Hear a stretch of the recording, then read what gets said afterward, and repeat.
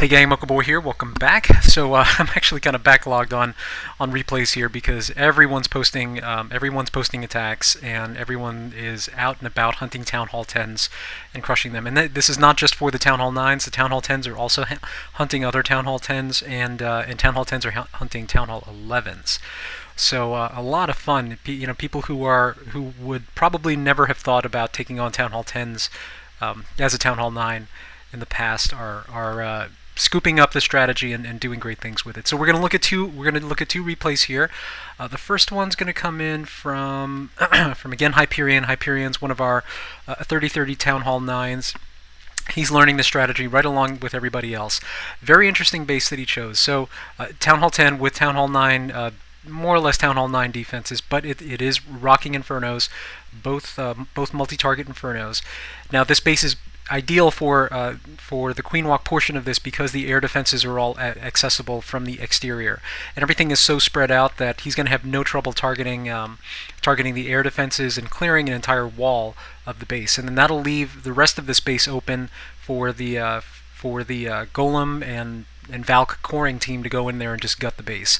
And mind you, he's a Town Hall 9 here.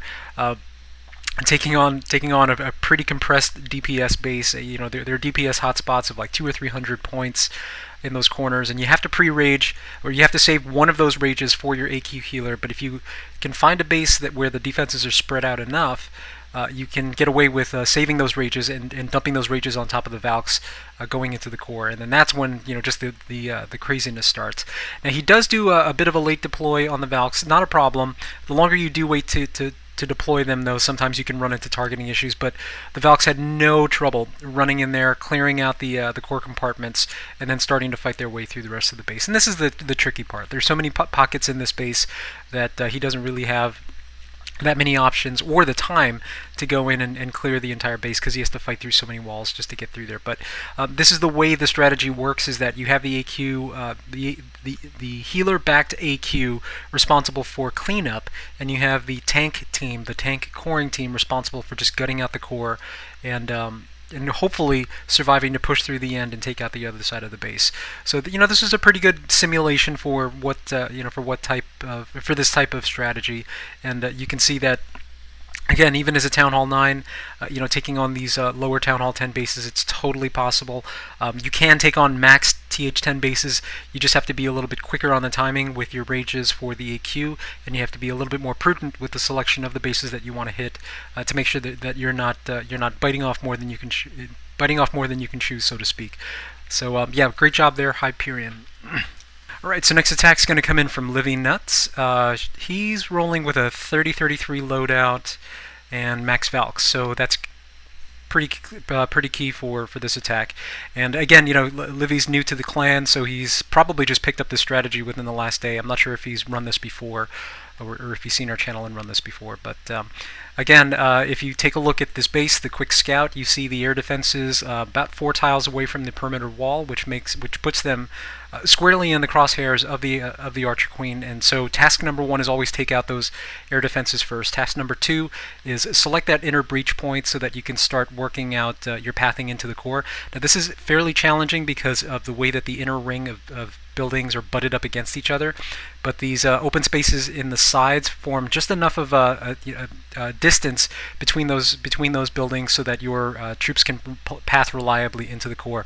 But when you're pathing your Valks, you have to look for clusters, and the Valks are going to move from cluster to cluster as they path into the core of the base. So if you see a cluster of buildings and then a single building, they can actually end up ignoring that single building in favor of the clusters. So something to consider there. And then yeah, this is a standard setup. He set up one side of the funnel on the right hand side with his Golem and his Wizards, and then the Valks are coming en masse, 18 Valks all pouring into one compartment. And what you're going to see them do is they're going to flow right into that core, kind of split for a little bit, but then regroup and consolidate and then come right back into the core. Now that double giant bomb, yes, it does some damage, but they are so fast that they can roll through the rest of the high damage DPS in the core and take them out. And in this particular case, this CC was just Wizards. I mean, they dropped in a flash of an eye, and that once that core is gutted, that leaves the AQ healer portion of this raid to go into cleanup mode. Now, the only thing that I would say that you have to learn how to do with these types of attacks is to make sure that you're saving enough cleanup.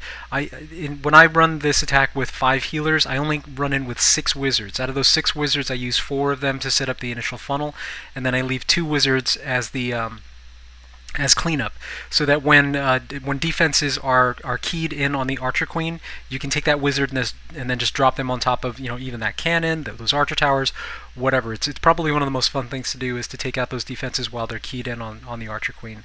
Archer Queen does run into some trouble here with that blower. It's one of those things that you just have to run the permutations. And unfortunately, he is running with a 30-33 set of heroes. So even just a few more hero levels, and he probably could have 3-starred this base without too much trouble. But as it is, he burns down the rest of this base and the timer, unfortunately, to come up just shy of that 3-star, which was unfortunate. But hey, that's the way these bases work. And a lot of what you're trying to develop when you encounter these bases is the timing and learning ways to buy those seconds back so that you can 3-star the bases. So no complaints, great job. Just a few small tweaks to turn that into a 3-star attack. And yeah, so thank you for that replay, Livy.